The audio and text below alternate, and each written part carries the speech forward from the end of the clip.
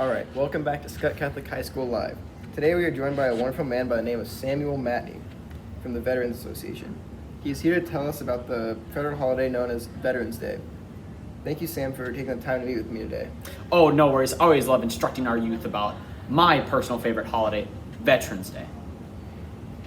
So my first question that I have for you is, could you tell us a little bit about the history of Veterans Day?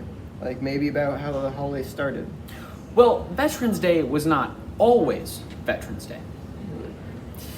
Yeah, so originally the holiday began as Armistice Day, which occurred on November 11th, 1919, which is also the same day that World War I ended. And in 1926, Congress passed a resolution for an annual observance of Armistice Day. Was there a reason for the name change between Armistice Day and Veterans Day? Well, the name changed when President Dwight D. Eisenhower took office. The name was changed after World War II to include those veterans as well, and as all of the veterans that have served throughout this great nation's history. And after the name change, it allowed all veterans, like I said, to receive all of the recognition that they deserve for their sacrifice and for those who gave their time. And did you know that President Dwight D. Eisenhower was also a general in World War II? Oh, that's very interesting, actually. I think it's very important that we recognize all of our veterans and what they do for us. So, do you know when this day officially became a holiday?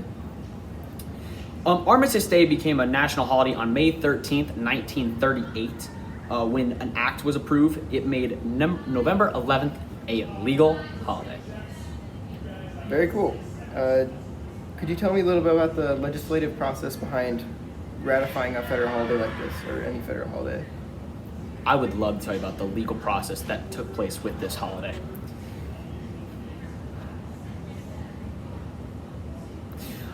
So this particular holiday is recognized on November 11th because the 11th hour of the 11th day is of the 11th month of 1918 signaled that it was the end of World War I, which shows like the significance of the date. Mm-hmm. And federal holidays get designated by the United States Congress via Title V of the United States Code. This gives Congress the authority to create federal holidays for federal institutions, which includes federally owned properties, employees, and the District of Columbia, where our capital is located. But being closed on these such dates isn't mandatory by any means. As a general rule of courtesy, many institutions such as schools, banks, and other institutions might be closed on certain days that we will recognize as days that we have off, such as Martin Luther King Day. Oh, that's very interesting. I didn't know that they weren't mandatory to celebrate. Do you know of any controversies that would surround this day at all? As a matter of fact, the Uniform Holiday Monday Act was signed on June 28th, 1968, changed the traditional day for this holiday, for holidays such as Memorial Day, Columbus Day, and Veterans Day to Mondays. Interesting. This bill moved Veterans Day to a Monday, which is not always November 11th.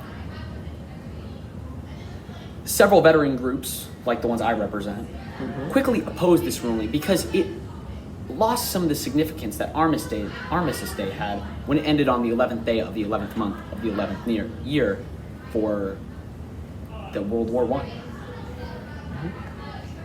And this led to confusion. Eventually, Congress had to make a ruling restoring Veterans Day back to its proper place on the American calendar as November 11th. That does sound very confusing, actually. Do you have any traditions that are associated with this holiday at all? Oh, absolutely. An example might be companies giving veterans free food for the day, or some radio or some TV stations sharing their war stories. One channel that does an excellent job of this, in my opinion, is the History Channel. It's one of the few days of the year they actually show history instead of shows like Swamp People and The Curse of Oak Island. Yes, History Day. Yes, History.com. Yes, History TV show. I'm coming for you. Play more history for our veterans. The flags are also put up at half-mast, and there are usually memorials or celebrations all over the country. In conclusion, there are many ways that the American people celebrate this holiday. It is a good thing that we're taking our precious time and helping veterans. Like, we're thanking them for their service. Do you know of any references like in pop culture what we listen to about this holiday? Well, there aren't many specific references in pop culture to Veterans Day, but what there is a lot of stories about war. These stories tell about what veterans went through and give people insight into what they actually did for our country.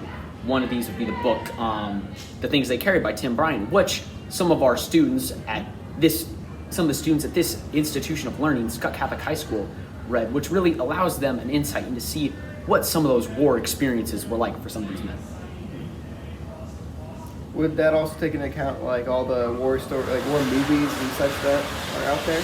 Yes, all the war movies such as Saving Private Ryan, Dunkirk, and other movies of that sort allow the American people to get a dramatization of what this may have been like and allow them an experience to experience some of these things. So sadly, that's all the time we have to talk today. Thank you so much for coming and educating me and the people watching about Veterans Day. You know what? Thank you for having me. Happy Veterans Day, everybody. Pleasure. This has been at Scott Catholic High School Live, signing off. Bye-bye, everyone.